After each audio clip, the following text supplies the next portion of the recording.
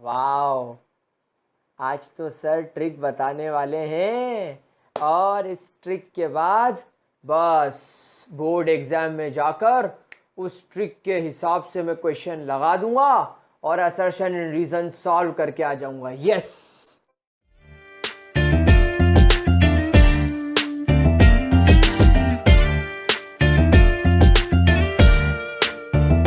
अगर ये सोचकर इस वीडियो में आए हो तो भाई साहब वीडियो बंद कर देना, आपके काम का ये वीडियो नहीं है। गाइस, बहुत बहुत दिनों से मैंने कई चैनल्स देखे, बंदे ये बताने की कोशिश कर रहे हैं कि नीट में, जेई में, बोर्ड्स में तुक्के कैसे लगाएं। बच्चे जो अभी खुद प्रॉपरली नहीं उग पाए हैं वो ये गाइडेंस दे रहे हैं कि भाई साहब आप एमसीक्यूज को कैसे सॉल्व कर सकते हो, how to get 360 out of 360, how to attempt all the questions, how to do तुक्काबाजी in your board exams, how to predict the answer. Guys, this is called as open fraud. I am sorry, but मेरे प्यारे बच्चों, जो बच्चा मुझसे जुड़ा है, guys आप लोगों को एग्जैक्टली ट्रुथ बताना मेरी रिस्पॉन्सिबिलिटी है। उसके बाद अब भले ही मुझे कई लोग जो इन दूसरे चैनल्स को देखते हैं और उन्हें ऐसा फील होता है कि सर गलत बोल रहे हैं एंड मुझे ट्रोल करेंगे, मुझे गाली देंगे, व्हाटसोएवर, आई डोंट केयर। मेरे साथ आज क्लास 12th का, नीट का, जेई का अगर कोई बच्चा जुड़ा है और अगर उसके सामने ये असर्शन एंड रीजन क्वेश्चंस आते हैं तो गाइस आप लोगों के लिए मैंने बहुत सारे चैनल्स चेक करे जिन पर असर्शन एंड रीजन को कैसे अटेम्प्ट करना है, उसको कैसे तुक्का मारना है, उसके बारे में कुछ कुछ घंटों घंटों बात करी हुई है। कुछ ने 5-5 मिनट में शॉर्ट ट्रिक्स दे दी। गाइस, ऐसी कोई ट्रिक अवेलेबल नहीं है। आप खुद सोचो, एनटीए ने और आपके एनसीईआरटी ने, आपके सीबीएसई ने असर्शन एंड रीजन को लॉन्च क्यों किया?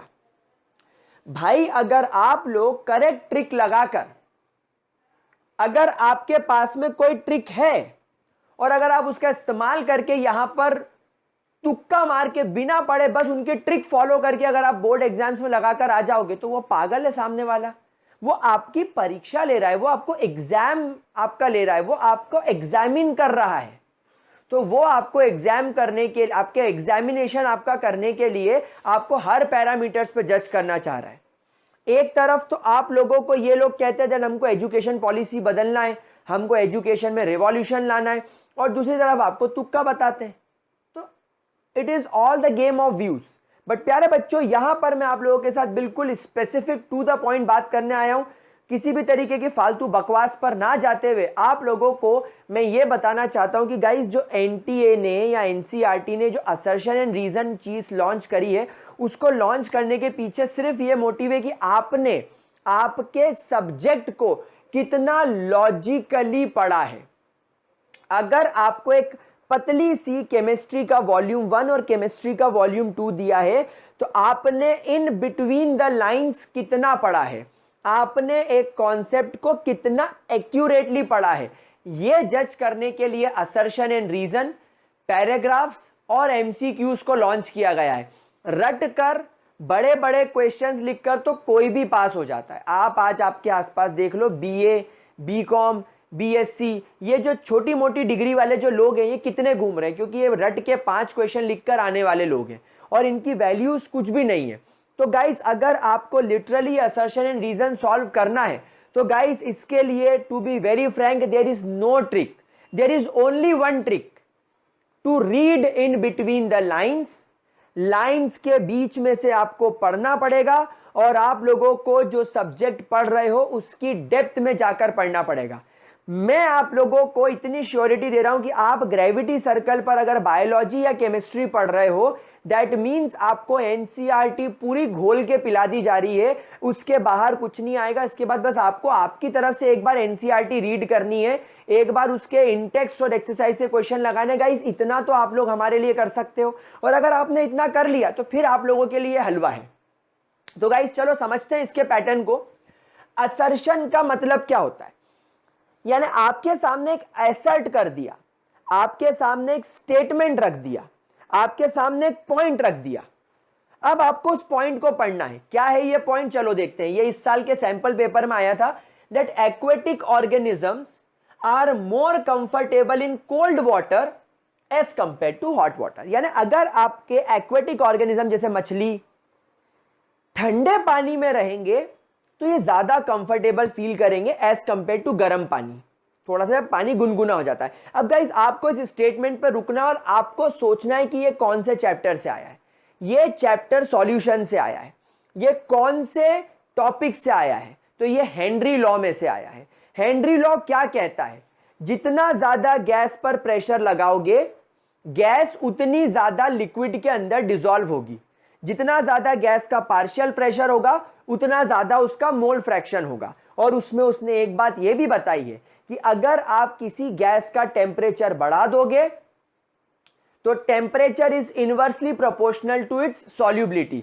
मतलब जितना ज्यादा आप गैस का टेम्परेचर बढ़ाओगे गैस के मॉलिक्यूल्स की काइनेटिक एनर्जी बढ़ेगी और वो उस सिस्टम को छोड़कर चला जाएगा। एग्जैक्टली यही चीज आप लोग कोल्ड ड्रिंक्स के अंदर करके देखते हो। तो यहां पर यह स्टेटमेंट बिल्कुल करेक्ट है। मतलब मैं यहां पर यह लिख के दे सकता हूं कि असर्शन एकदम सही है। दूसरा आपको दे रखा है रीजन, मतलब इस स्टेटमेंट को प्रूफ कैसे करा, इसका क्या रीजन है। तो इसका रीजन ये लिखा है दैट अलग अलग gases, different gases have different KH values at the same temperature. What is KH? It is Henry law constant. Henry law constant की एक सेम टेम्परेचर पे, जैसे मान लो रूम टेम्परेचर 298 केल्विन्स, तो 298 केल्विन्स पर अलग अलग गैसेस की अलग अलग KH वैल्यू होती है। हाँ, हम लोगों ने P is equal to KHX formula लगाया था और एनसीईआरटी में बकायदा इसका एक टेबल दे रखा है जिसमें अलग अलग गैसेस की एक सेम टेम्परेचर पर अलग अलग वैल्यूज दे रखी है। और यह भी बताया है कि टेम्परेचर बढ़ाने और कम करने पर इनकी KH वैल्यू पर क्या असर होगा। यानी पूरा क्वेश्चन एनसीईआरटी में से आया हुआ है, नो डाउट। लेकिन ऊपर वाले और नीचे वाले का कोई कोरिलेशन नहीं दिख रहा है। KH वैल्यू का और पानी में गैस की सॉल्युबिलिटी बढ़ने का कोई रिलेशन नजर नहीं आ रहा है। यह स्टेटमेंट अपनी जगह पर ठीक है और यह स्टेटमेंट अपनी जगह पर ठीक है। यहां पर डिफरेंट गैसेस लिखा हुआ है, हमें डिफरेंट गैसेस से कोई मतलब नहीं, हमें सिर्फ ऑक्सीजन से मतलब है। तो यहां पर अलग अलग गैसेस की अलग अलग KH वैल्यू होती है, उसका एक्वेटिक ऑर्गेनिज्म का ठंडे पानी में ज्यादा कंफर्टेबल होने से कोई लेना देना नहीं है। तो अब इतना लॉजिकली जब आप सोचोगे तब आप लोगों को 4 ऑप्शंस में से आंसर ढूंढने को मिलेगा कि both assertion and reason are correct and reason is the correct explanation of assertion. क्या ये रीजन इसका करेक्ट एक्सप्लेनेशन है? नहीं, ये एक अलग ही स्टेटमेंट है, ये किसी और चीज को डिफाइन कर रहा है, ये किसी और चीज का डिफाइन कर रहा है। तो ए तो हो नहीं सकता। दूसरा, both are correct but reason is not correct explanation of assertion. Reason सही है लेकिन वो इस असर्शन का करेक्ट रीजन नहीं है। अगर वो ऐसा बोलता, यहां पर रीजन की जगह यह आता that on increasing temperature solubility of oxygen decreases, अगर ऐसा रीजन होता तब मैं समझता कि हां तो पॉइंट सही है, लेकिन यहां तो दूसरी बात चल रही है। So option number 2 is correct. Option number 3 देख लो, असर्शन करेक्ट है रीजन रॉन्ग है, नहीं दोनों करेक्ट है। D, assertion is wrong reason is correct, नहीं दोनों रॉन्ग है। तो ऑप्शन नंबर बी आपका करेक्ट है। अब गाइस इस तरीके से असर्शन एंड रीजन को सॉल्व किया जाता है।